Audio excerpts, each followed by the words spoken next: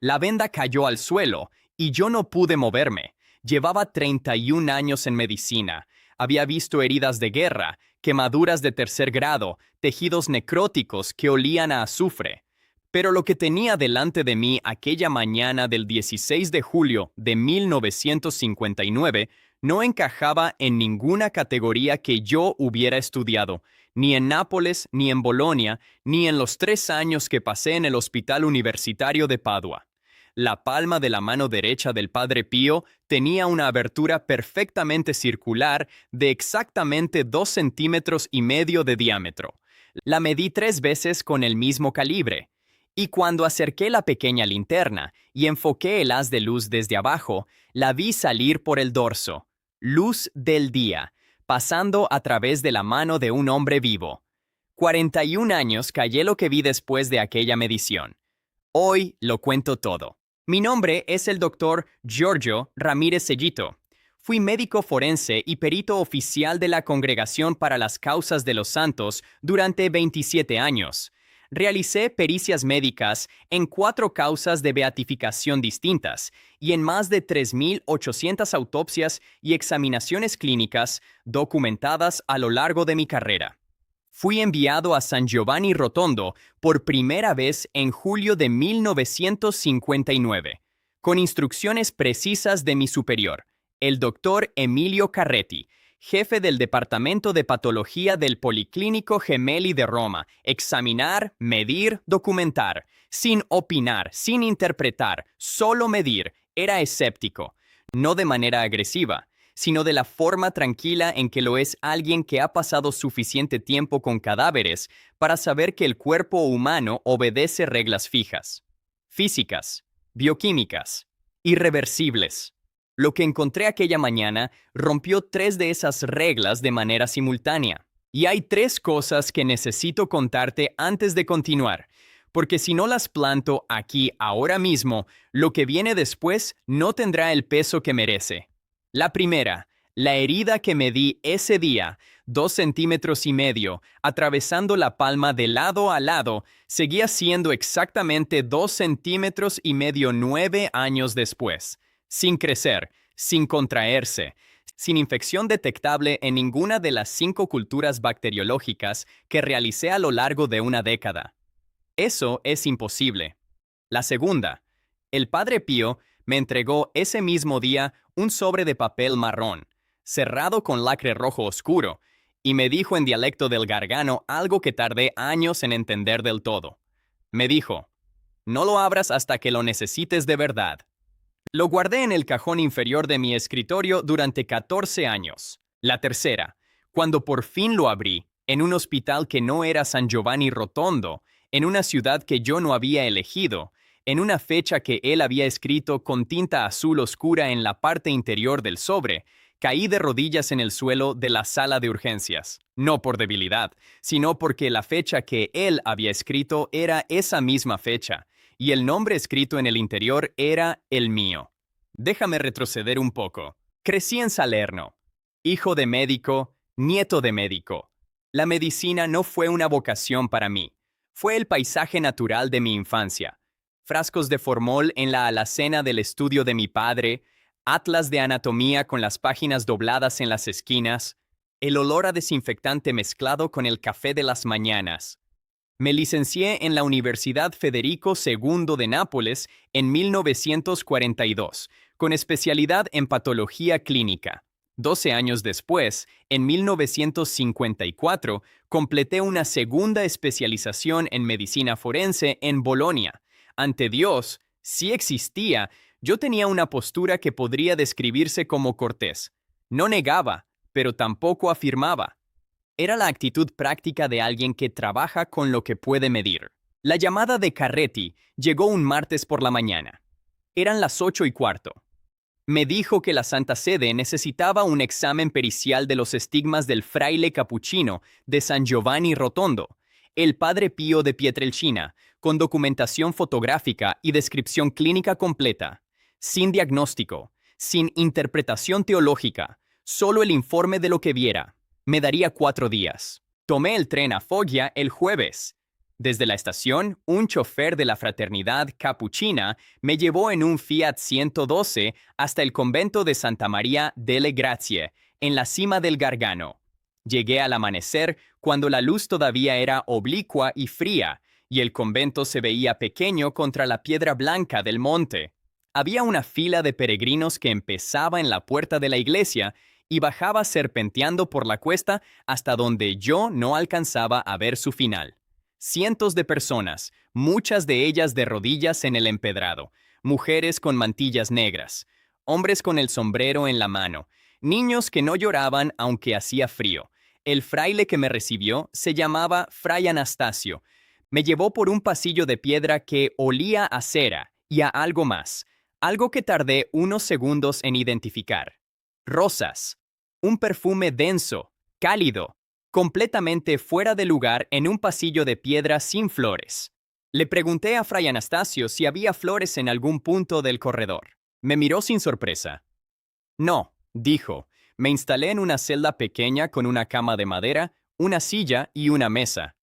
Abrí mi maletín y dispuse el material sobre la mesa.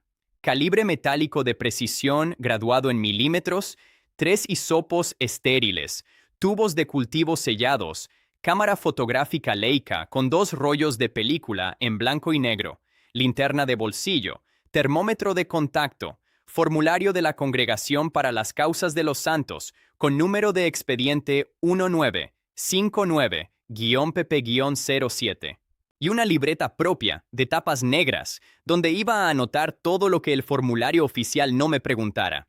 Esa libreta sigue en mi escritorio. La tengo ahora mismo delante de mí. El examen estaba programado para las 6 de la mañana siguiente, antes de la primera misa del Padre Pío, que comenzaba a las 5.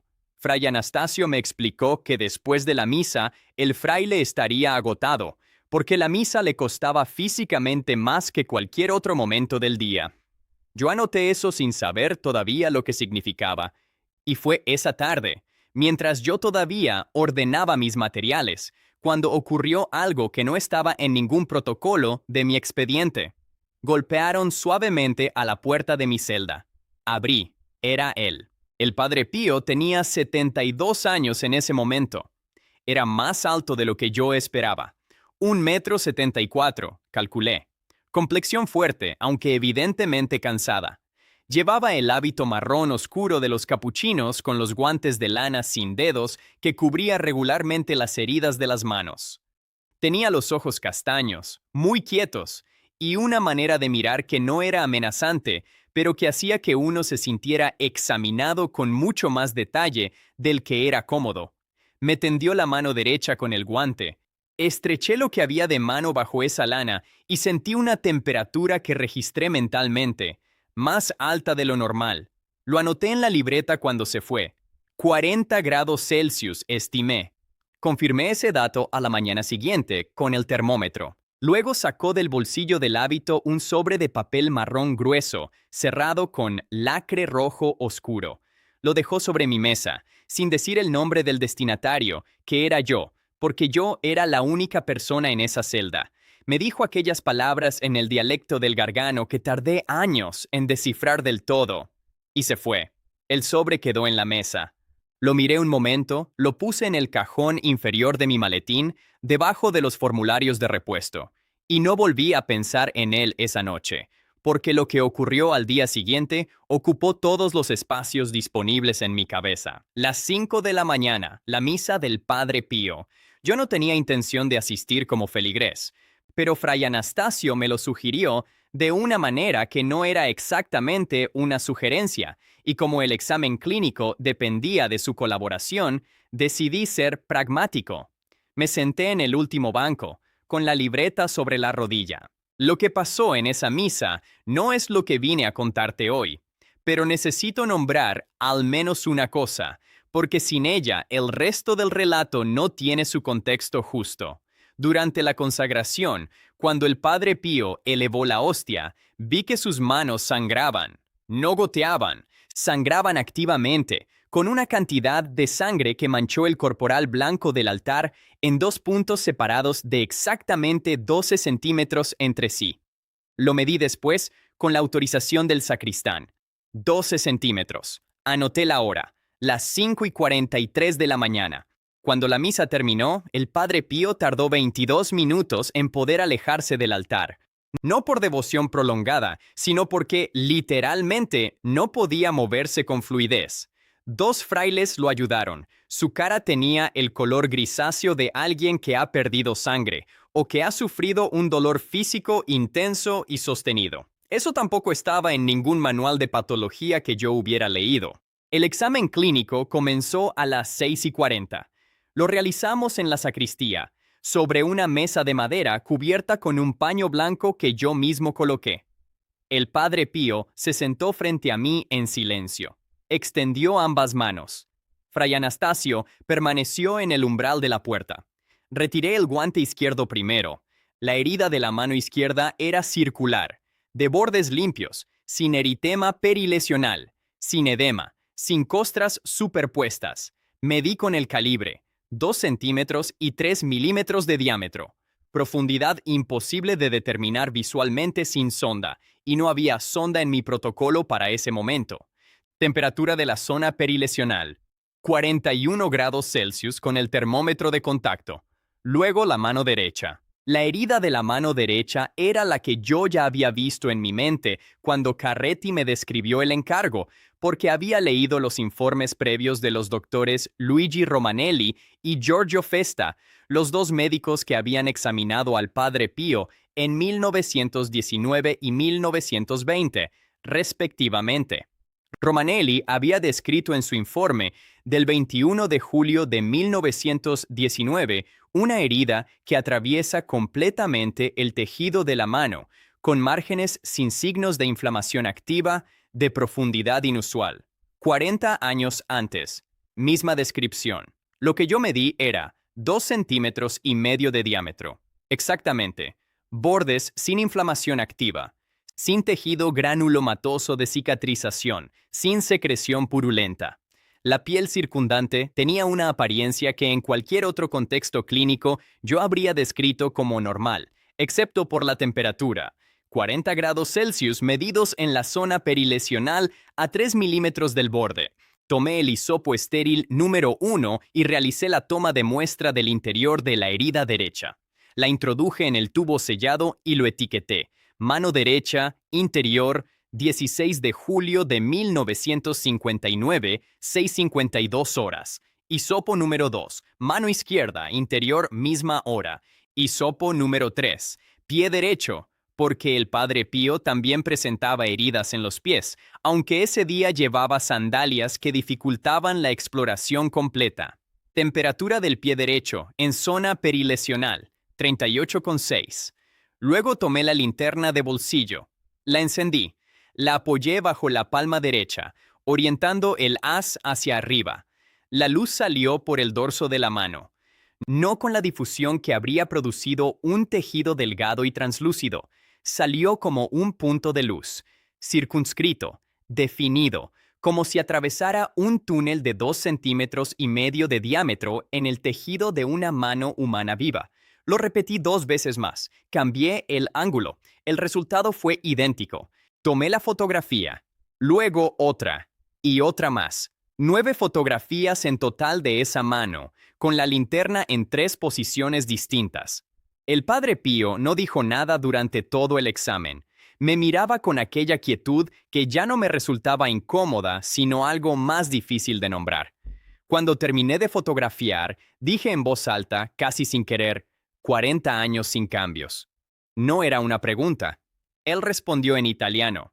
50 años son más exactos, desde 1918.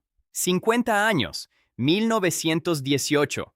40 años antes del examen de Romanelli.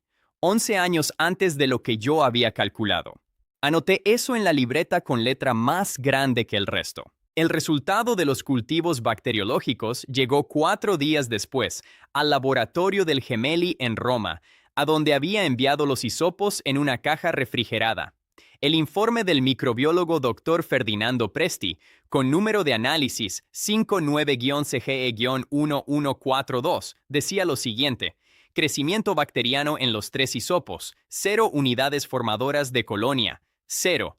En una herida abierta que llevaba 50 años sin cicatrizar. Una herida abierta que no se infecta en 50 años no es una anomalía. Es una imposibilidad bioquímica.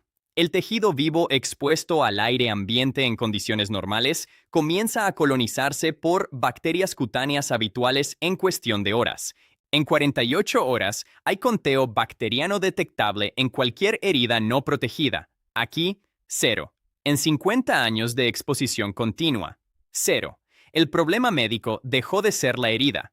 El problema médico se convirtió en el mecanismo que impedía que la herida se comportara como cualquier herida humana. Ese mecanismo no estaba en ninguna literatura de patología que yo hubiera leído en 31 años de medicina.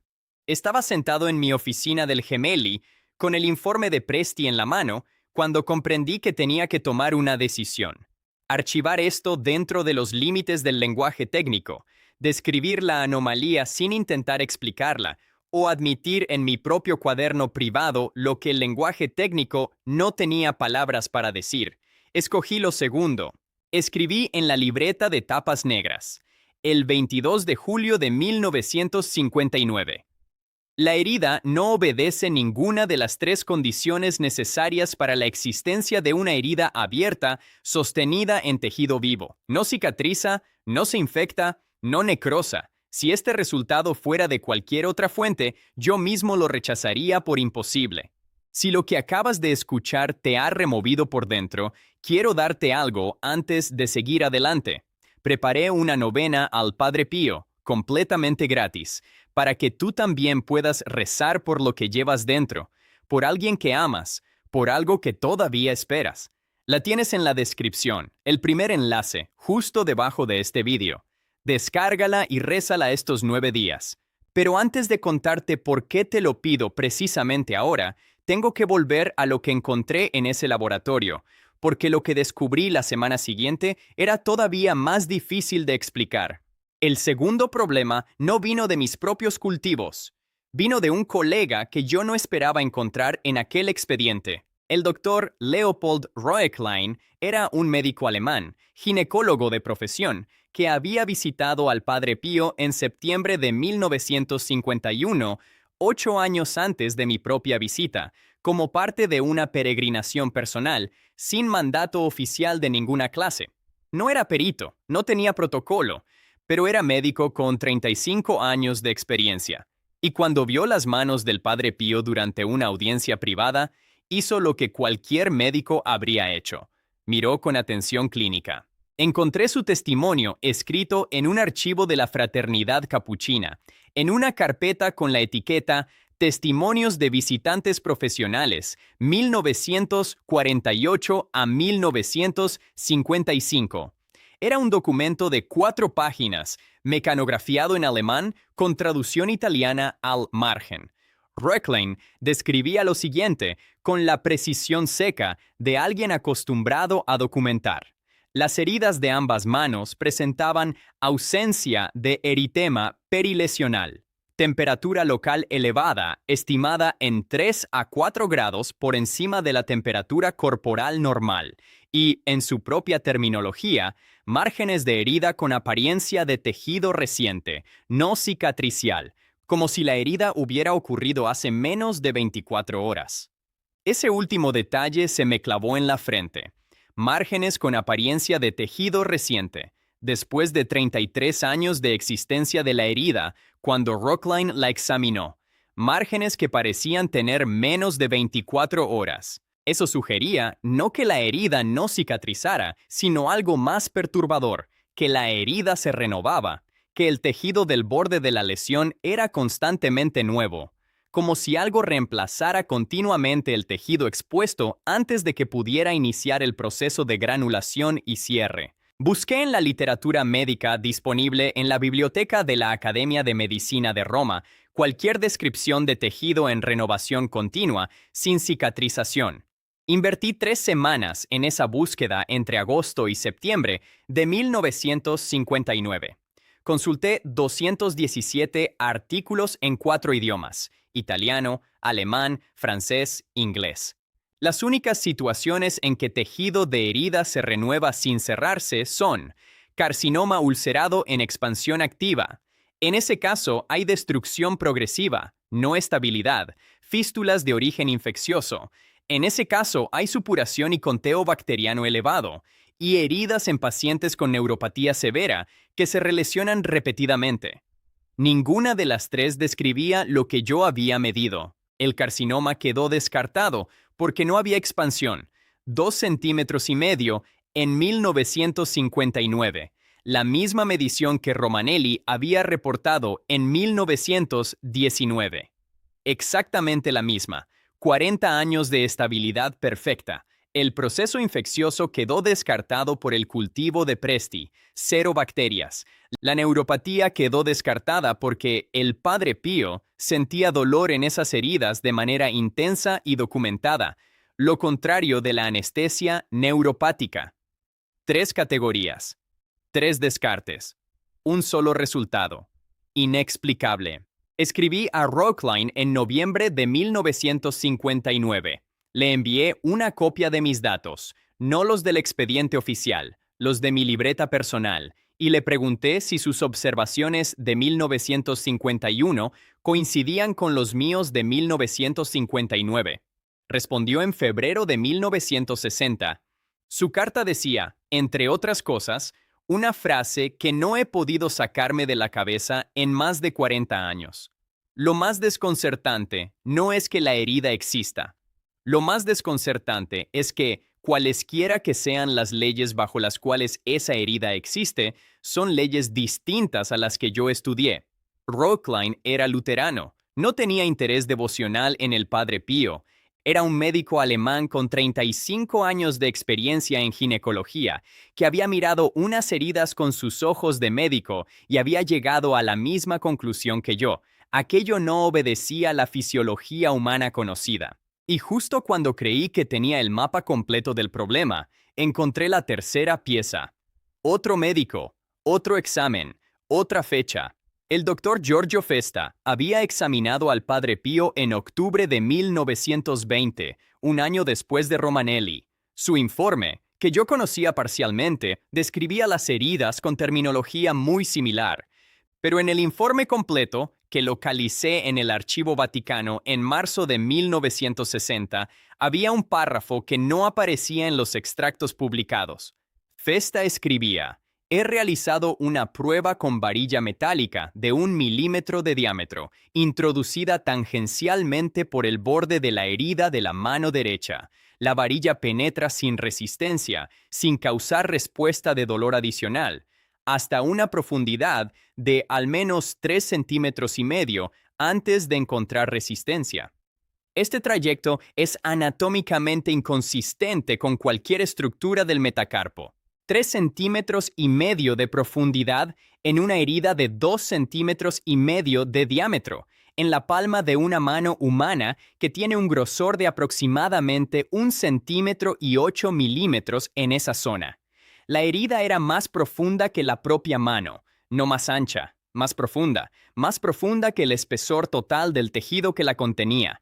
Ese párrafo convirtió el problema médico en algo que la anatomía tampoco sabía responder, porque una herida que mide 3,5 centímetros de profundidad en un tejido de menos de 2 centímetros de grosor solo puede existir si el espacio que la contiene es diferente del espacio anatómico convencional. Me quedé en silencio delante de ese archivo durante varios minutos, no por emoción, por la necesidad de procesar una contradicción geométrica, y la libreta de tapas negras recibió ese día una anotación nueva. La herida no cabe en la mano que la contiene. El cuarto punto no lo encontré en ningún archivo. Lo encontré en una conversación que no buscaba tener. El 28 de marzo de 1960, regresé a San Giovanni Rotondo para realizar un segundo examen de seguimiento, que formaba parte del mismo expediente 1959-PP-07. Esta vez traje además un instrumento que no había usado la primera vez, Un algómetro de presión, un dispositivo que mide el umbral de dolor mediante presión puntual controlada. Quería documentar la respuesta nociceptiva del tejido perilesional. El examen duró 45 minutos. Los datos: mano derecha, diámetro de la herida, 2,5 centímetros exactos. Idéntico a la medición de julio anterior. Temperatura perilesional, 40 grados con 2 décimas. El algómetro mostró un umbral de dolor en la zona perilesional de 0 con 3 kilogramos por centímetro cuadrado, extremadamente bajo, coherente con una zona de alta sensibilidad. El Padre Pío reaccionó visiblemente al contacto del instrumento incluso con la presión mínima, lo que confirmaba sensación nociceptiva intacta. Sin neuropatía. Después del examen, Fray Anastasio me llevó a conocer al Padre Agostino da San Marco in Lamis, el confesor y director espiritual del Padre Pío durante décadas. Era un hombre anciano, de 78 años en ese momento, con voz baja y manos que temblaban levemente. Me recibió en su celda durante 20 minutos. Me contó algo que no estaba en ningún expediente oficial que yo hubiera revisado. Me dijo que en marzo de 1945, cuando la Segunda Guerra Mundial todavía duraba, un grupo de bombarderos americanos había recibido la orden de atacar San Giovanni Rotondo desde el aire. Era un objetivo legítimo desde la perspectiva militar. Había instalaciones que el comando aliado consideraba de uso estratégico para las fuerzas alemanas en retirada. Los pilotos se acercaron al objetivo.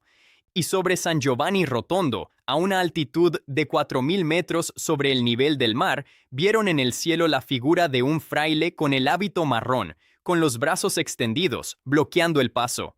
El comandante de la escuadrilla, Mayor Raymond E. Orient, de la 15ª Fuerza Aérea Americana, abortó el ataque. Todos los pilotos de las otras aeronaves vieron la misma figura. Ninguno la mencionó en el informe oficial por razones que no necesitaban mucha explicación. El Mayor E. Orient visitó San Giovanni Rotondo después de la guerra, en 1947. Identificó al Padre Pío como la figura que había visto en el cielo, y el Padre Pío le dijo, en italiano, antes de que Aident pudiera describir lo que había visto: «Ya sé por qué viniste». Anoté eso en la libreta. Luego le pregunté al Padre Agostino la fecha exacta del incidente aéreo. Marzo de 1945, dijo. No recuerdo el día exacto, pero fue después del 15. Después del 15 de marzo de 1945. Ese dato quedó en la libreta, sin saber todavía que años después iba a cruzarse con otro dato que lo haría adquirir un peso completamente diferente. Esa era la cuarta pieza del mapa.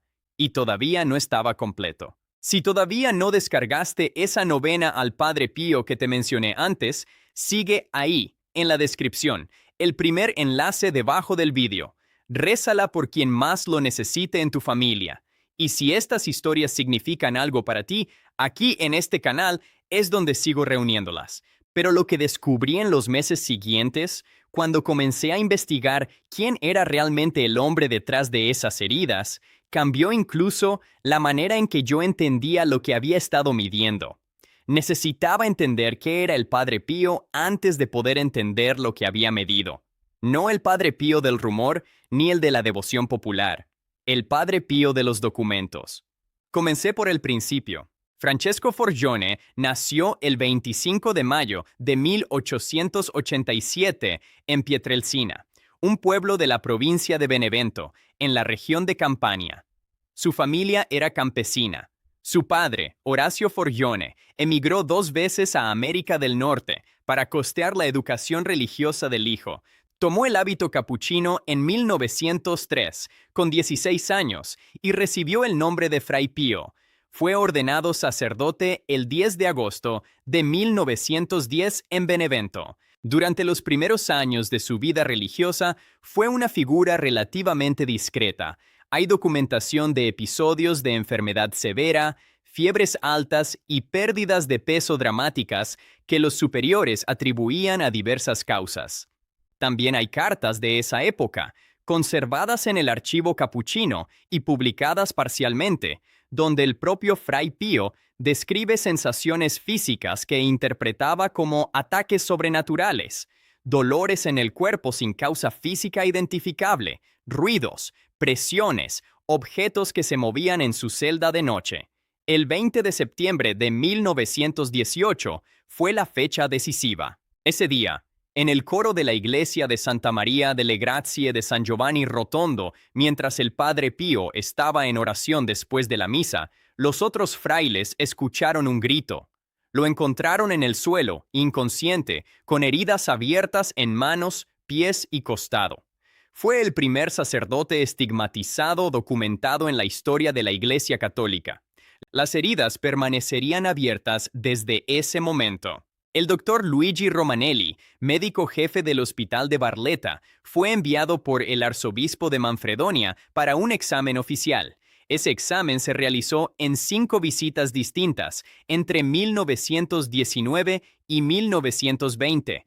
El informe de Romanelli, de 43 páginas, describe las heridas con el mismo lenguaje clínico que usaré aquí. Bordes sin inflamación, temperatura elevada, ausencia de signos de infección. Y en la 5ª visita, Romanelli añade algo que él mismo subraya como anómalo. Las heridas tenían el mismo aspecto en la 5ª visita que en la primera, sin ningún signo de cambio morfológico. En 12 meses, Romanelli era médico, no teólogo. Y en la última página de su informe escribió: "No encuentro explicación médica para lo que he observado". Pero los estigmas eran solo la parte visible. Los casos de bilocación empezaron a documentarse casi al mismo tiempo. El más citado en los archivos que yo consulté ocurrió en 1917, un año antes de los estigmas. El general Luigi Cadorna, comandante del ejército italiano, estaba en su cuartel general del Frente Norte cuando, en la noche del 24 de octubre, el día de la derrota de Caporetto, un fraile capuchino apareció en su tienda y le habló. Le dijo que no se suicidara. El general Cadorna había tomado la decisión horas antes. La figura del fraile desapareció sin salir por ninguna puerta. Años después, Cadorna visitó San Giovanni Rotondo y reconoció al padre Pío como la figura de aquella noche. El padre Pío confirmó el encuentro. El general Cadorna estaba en el frente norte de Italia en octubre de 1917. El padre Pío estaba en San Giovanni Rotondo, en la provincia de Foggia, a más de 800 kilómetros de distancia. 800 kilómetros. En la misma noche. La bilocación era el término que usaba la iglesia. Yo, como médico, no tenía ningún término para eso, así que usé el único que tenía. Dato no explicable por los medios disponibles. Pero lo que más me afectó en esa revisión documental no fue la bilocación ni los estigmas, fue la lectura de almas. Había decenas de testimonios escritos de personas que habían ido a confesarse con el padre Pío y que describían el mismo fenómeno. Antes de que pudieran abrir la boca, el padre Pío nombraba el pecado que venían a confesar, con detalle, con nombres, con fechas. El testimonio de una mujer llamada María Pompilio, de Foggia, registrado en el archivo capuchino con fecha del 14 de febrero de 1946, decía: "Cuando me arrodillé en el confesionario, antes de hablar yo, él dijo el nombre de mi marido, el nombre del hombre del asunto, la fecha en que había ocurrido y el lugar. Yo no había hablado. Nadie en San Giovanni Rotondo me conocía". Ese tipo de testimonios era verificable, al menos en parte. La fecha, el lugar, el nombre, datos con posibilidad de contraste.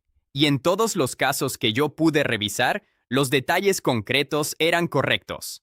La lectura de almas no era metafórica, tenía coordenadas. Fue en ese contexto documental, con 147 testimonios revisados entre abril y septiembre de 1960, cuando un fraile anciano de la comunidad de San Giovanni Rotondo me contó algo sobre el sobre que yo tenía en el cajón de mi escritorio.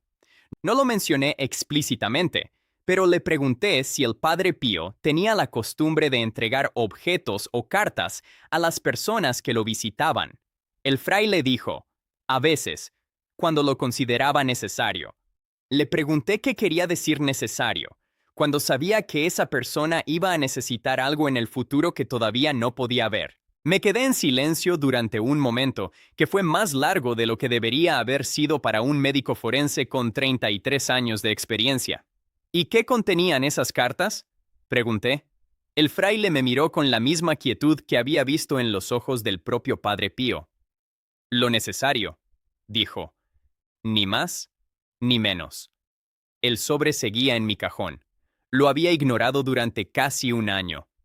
Esa noche, de regreso en Roma, lo busqué en el maletín donde lo había guardado. Lo saqué y lo coloqué sobre mi escritorio bajo la lámpara. El lacre rojo seguía intacto. Mi nombre no estaba escrito en el exterior. Solo había, en la esquina inferior derecha del sobre, escrita con tinta azul oscura, una fecha. No la leí esa noche. Volví a guardarlo en el cajón. Pero había algo que sí vi al tenerlo bajo la luz directa de la lámpara. El papel era grueso y el sobre tenía cuerpo, como si dentro hubiera más de una hoja. Y en la esquina superior izquierda, desde dentro, se marcaba en relieve sobre el papel una forma rectangular pequeña, algo doblado. No solo hojas. Lo guardé. El 23 de septiembre de 1968, el Padre Pío murió. Tenía 81 años. Murió en San Giovanni Rotondo, en su celda, a las 2:30 de la madrugada. Los frailes que estaban presentes describieron que momentos antes de morir renovó sus votos en voz alta, y que cuando el cuerpo fue preparado para el velatorio, las heridas de las manos, los pies y el costado habían desaparecido completamente. Completamente. La piel de las manos estaba lisa, sin cicatriz, sin marca, sin señal alguna de que durante 50 años exactos hubo allí una abertura de 2,5 centímetros de diámetro que yo mismo había medido con calibre 9 años antes. El médico que certificó la muerte fue el doctor Giuseppe Sala, de San Giovanni Rotondo. En su certificado médico, que forma parte del expediente de beatificación, escribió: «No se observan heridas ni marcas en las extremidades ni en el tórax. 50 años de heridas abiertas. Y al morir, como si nunca hubieran existido. Yo no estaba en San Giovanni Rotondo esa noche, estaba en Roma.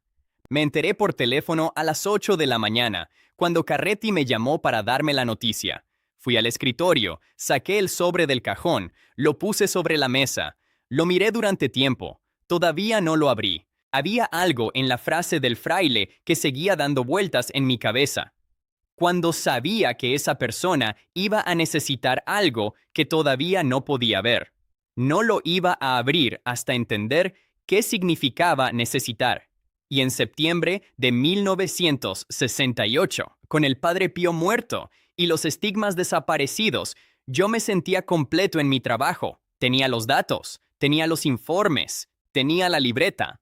Lo que no sabía era que la historia todavía no había terminado para mí.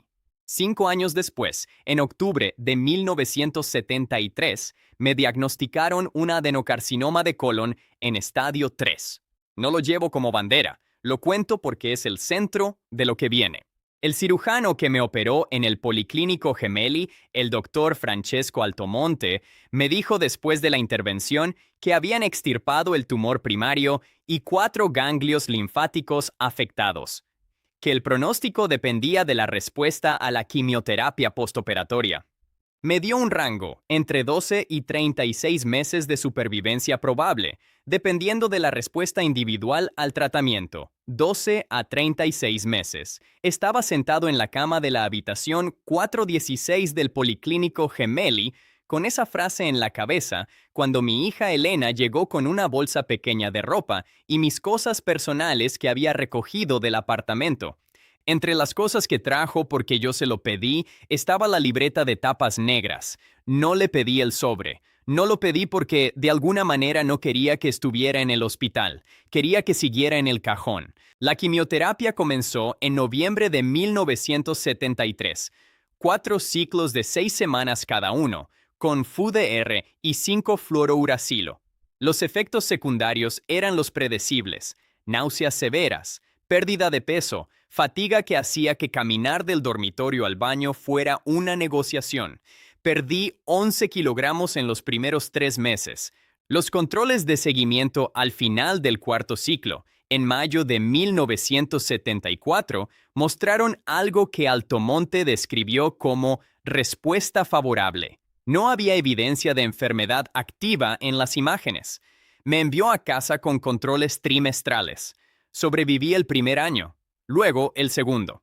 En el tercer año, en octubre de 1976, un control de rutina mostró algo en el lóbulo hepático derecho, una lesión de 1 centímetro y 2 milímetros, hipodensa, con aspecto en la tomografía compatible con metástasis hepática. Altomonte me lo dijo directamente, como habría hecho yo con cualquier paciente. Tenemos que actuar rápido. Me ingresaron en el Hospital Universitario de Génova, que tenía en ese momento el equipo de cirugía hepática más avanzado de Italia, bajo la supervisión del profesor Vittorio Merlo. Era el 12 de noviembre de 1976. El 12 de noviembre de 1976. Esa fecha la escribo porque va a importar. Antes de ingresar, la noche del 11 de noviembre, pedí a Elena que trajera el sobre, no porque hubiera decidido abrirlo, sino porque algo que no tenía nombre me dijo que tenía que tenerlo cerca. Elena llegó al día siguiente, el 12 de noviembre, a las 7 de la mañana, con el sobre en la mano. Me lo entregó. Lo puse en la mesita de noche del hospital. Prepararon la sala quirúrgica para las 10. A las 8:30, el anestesista entró para la evaluación prequirúrgica. Cuando se fue, estaba solo en la habitación. Cogí el sobre. El lacre seguía intacto. 17 años intacto. Lo rompí. Dentro había 2 hojas de papel, dobladas en 4. Y algo más. Un pequeño objeto rectangular de unos 5 centímetros de largo, envuelto en papel de seda marrón. Lo dejé a un lado y abrí las hojas primero. La letra era la que yo había visto en los documentos del Padre Pío. Redonda, inclinada hacia la derecha, con la E y la A claramente distinguibles. Escrita en italiano con algunos términos en dialecto del Gargano. La primera hoja tenía 3 líneas. Giorgio, no tengas miedo. Tu trabajo no ha terminado. Lo que viste en las manos sigue siendo verdad. La segunda hoja tenía una sola línea. Hospital de Génova, 12 de noviembre. El año ya lo sabes. Hospital de Génova, 12 de noviembre. Estaba en el Hospital Universitario de Génova. Era el 12 de noviembre. Mi nombre es Giorgio. Él lo sabía en julio de 1959, cuando me entregó el sobre. Me bajé de la cama. No lo hice con calma. Lo hice con las piernas temblando y las manos apretando el papel. Fui hasta la ventana, luego al suelo. Caí de rodillas en el suelo de la habitación 408 del Hospital Universitario de Génova, con las 2 hojas de papel en la mano, y estuve así durante un tiempo que no supe medir, no porque estuviera roto, sino porque el peso de lo que acababa de ocurrir necesitaba ese suelo debajo de las rodillas para no caerse hacia adentro. 17 años. El sobre había esperado 17 años en un cajón de Roma, y su contenido era preciso, no vago, no metafórico. Hospital de Génova, 12 de noviembre, mi nombre. Abrí el papel de seda marrón. Dentro había una pequeña medalla de bronce oscurecido de forma circular, de exactamente 2,5 centímetros de diámetro. Exactamente, 2,5 centímetros. La misma medida que la herida de la mano derecha del Padre Pío, que yo había medido 3 veces con el calibre en julio de 1959. No podía ser coincidencia. 2,5 centímetros no es una medida aleatoria. Es una medida específica. Era su medida. Y él la había metido en ese sobre en 1959, sabiendo que yo la iba a abrir en el Hospital Universitario de Génova el 12 de noviembre de un año que los dos sabíamos. La cirugía fue a las 10 de la mañana. Entré en quirófano con la medalla en la mano. El anestesista me miró. No dije nada.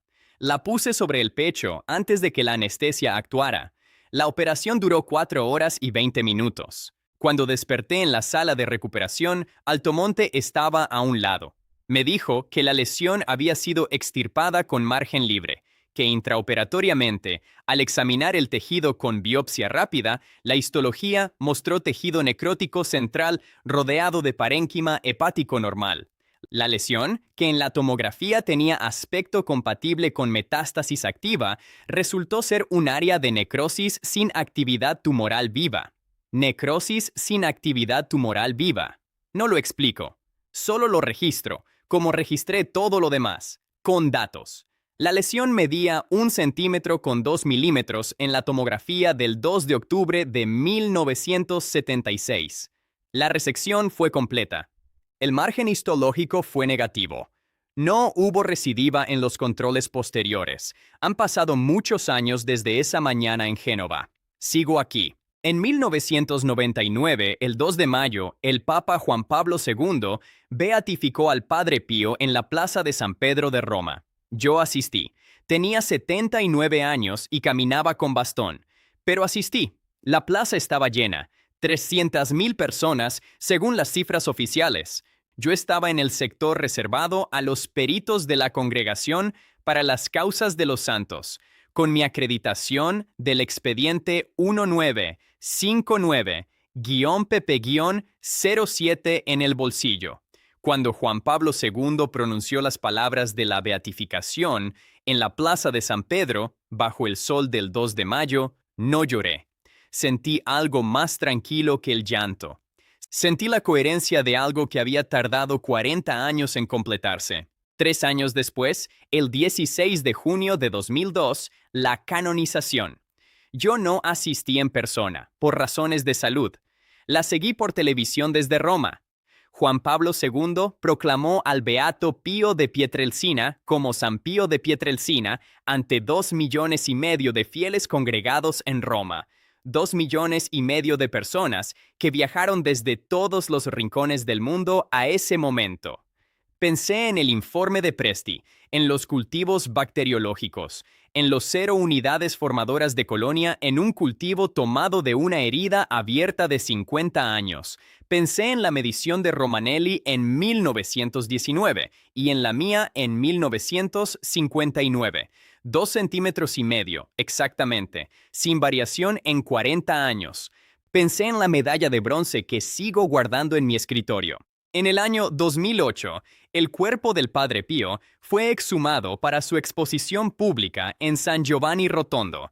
Las fotografías del cuerpo, tomadas por el equipo encargado de la traslación, muestran lo que el Dr. Sala ya había certificado en su acta de defunción del 23 de septiembre de 1968. Ninguna marca en las manos, ninguna marca en los pies, ninguna marca en el costado. La piel, preservada con las técnicas habituales para la exposición de reliquias, es lisa, donde durante 50 años hubo heridas abiertas.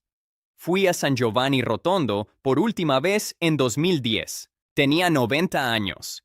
Mi hija Elena me llevó en silla de ruedas hasta la cripta donde reposa el cuerpo.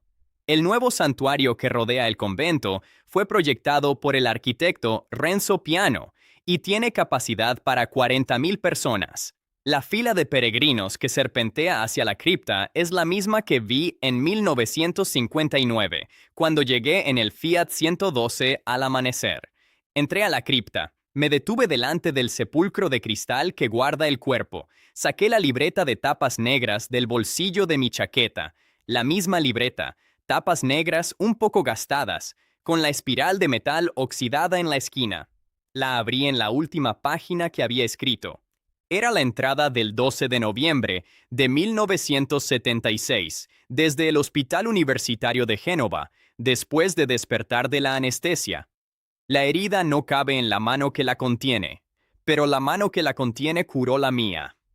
Cerré la libreta. La devolví al bolsillo. El perfume de rosas estaba en la cripta, denso, cálido, completamente fuera de lugar en un recinto de piedra y cristal sin flores.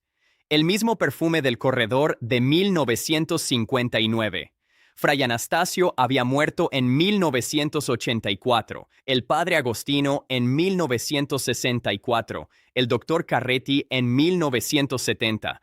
El doctor Romanelli había muerto décadas antes de que yo llegara. Roy Klein falleció en 1967. Quedaba yo, con la libreta, con la medalla, con las mediciones. He dado 4 conferencias sobre el expediente 1959-PP-07 en contextos académicos entre 1992 y 2005, todas ellas con los datos disponibles de manera pública a través del Archivo Vaticano.